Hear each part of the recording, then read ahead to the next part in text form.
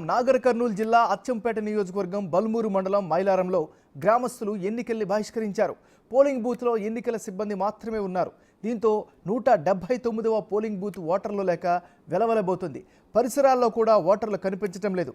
అక్రమంగా మైనింగ్కు అనుమతించి గ్రామంలో ఉన్న గుట్టను తవ్వుతున్నారు అనే కారణంతో గ్రామస్తులు ఈ ఎన్నికల్ని బహిష్కరించారు.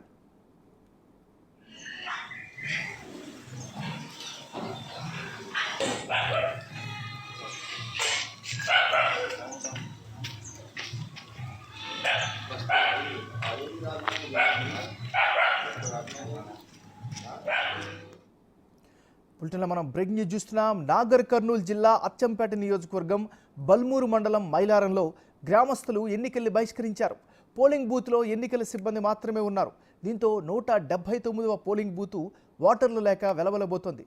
పరిసరాల్లో కూడా ఓటర్లు కనిపించడం లేదు. అక్రమంగా మైనింగ్కు అనుమతించి గ్రామంలో ఉన్న గుట్టను తవ్వుతున్నారు అనే కారణంతో గ్రామస్తులు ఈ ఎన్నికల్ని బహిష్కరించారు.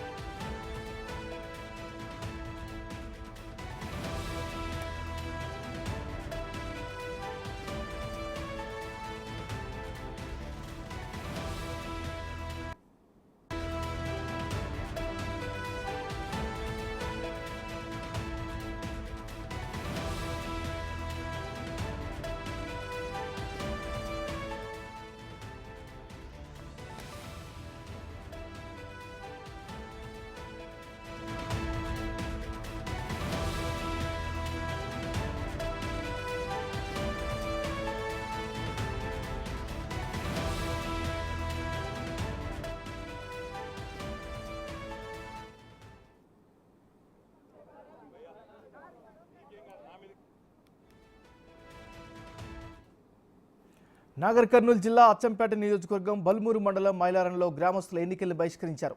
ఇదే అంశానికి సంబంధించి మరింత తాజా సమాచారాన్ని మా రిపోర్టర్ శంకర్ అందిస్తారు. శంకర్, చెప్పండి. శంకర్, ఉమ్మడి పాలమూరు జిల్లాకు సంబంధించి మహబూబ్నగర్ పార్లమెంట్ లో కూడా ఎన్నికలు ప్రశాంతంగా నడుస్తున్న క్రమంలో నాగర్ కర్నూలు పార్లమెంటు సెగ్మెంట్ కి సంబంధించి అచ్చంపేట నియోజకవర్గం బల్మూరుకు సంబంధించినటువంటి గ్రామస్తులంతా కూడా మైలారం గ్రామంలో ఆ ఓటు హక్కును ఎవరు కూడా వేయొద్దంటూ కూడా గ్రామస్తులు ఏకంగా తీర్మానించుకున్నారు. గత కొద్ది రోజులుగా కూడా గ్రామానికి సంబంధించినటువంటి ఒక గుట్టను అంటే గ్రామానికి సమీపంలో ఉన్న గుట్టను అక్రమంగా మైనింగ్ ఇచ్చారు. అట్లా వేయడం వల్ల గ్రామానికి సంబంధించి భవిష్యత్తు ప్రశ్నార్థకంగా మారుతుంది. ఆ గ్రామానికి ఆరుకుని చాలా అంటే అక్కడ ప్రాజెక్టు కూడా రాబోతుంది. ఒకవేళ ఆ గుట్టను తీసివేస్తే పూర్తి స్థాయిలో అక్కడ రావాల్సినటువంటి ప్రాజెక్టులు కానీ అదేవిధంగా గ్రామానికి సంబంధించి భవిష్యత్తులో పెద్ద ప్రమాదం పొంచి ఉంటుంది. ఆ గుట్టకు చుట్టుపక్కల కూడా పూర్తి స్థాయిలో ఇల్లు నిర్మించుకొని జీవిస్తున్నాం. ఇట్లాంటి క్రమంలో అక్రమ మైనింగ్ కు పూర్తి స్థాయిలో అనుమతులు ఇవ్వడంతో దాన్ని ఆపాలంటూ కూడా గ్రామస్తులు 10 రోజుల నుంచి కూడా రిలే నిరాహార దీక్షలు చేస్తున్నారు. ఇదే క్రమంలో దాని మీద అధికారులు స్పందించకపోవడంతో ఈ రోజు మైలారం గ్రామంలో ఉన్నటువంటి గ్రామస్తులంతా కూడా పూర్తి స్థాయిలో ఈ ఎన్నికల్లో మేము ఓటు వేసేది లేదంటూ కూడా కూర్చున్నటువంటి పరిస్థితి కనిపిస్తుంది. ఇప్పటికైతే పోలింగ్ స్టేషన్ల దగ్గర ఏర్పాట్లు చేసినప్పటికీ ఆ గ్రామానికి సంబంధించిన ఒక్కరు కూడా లోపలికి వెళ్లి ఓటు వేసే పరిస్థితి అయితే అక్కడ కనిపించలేదు. దాదాపు 1300 పైచిలకు ఓట్లున్నటువంటి ఆ గ్రామంలో కూడా ఇప్పటివరకు ఒక్కరు కూడా ఓటు వేయకపోవడం అనేది కూడా గమనార్హంగా కనిపిస్తుంది. మొత్తంగా అయితే అక్కడ 144 సెక్షన్ విధించారు. ఎక్కడ కూడా ఎలాంటి అవాంఛనీయ సంఘటన జరగకుండా పోలీసులు అయితే భారీగా బందోబస్తు ఏర్పాటు చేశారు. ముఖ్యంగా పోలీసులు ఎవరైతే ఓటు వేయడానికి వస్తున్నారో వారిని వేరే వాళ్ళు ఎవరైనా నిలువరిస్తే మాత్రం వారి మీద చట్టపరమైనటువంటి చర్యలు తీసుకుంటున్నామని చెప్తున్నప్పటికీ గ్రామస్తులు మాత్రం ఓటు వేసేదే లేదని తమ సమస్య పరిష్కారం అయితే తప్ప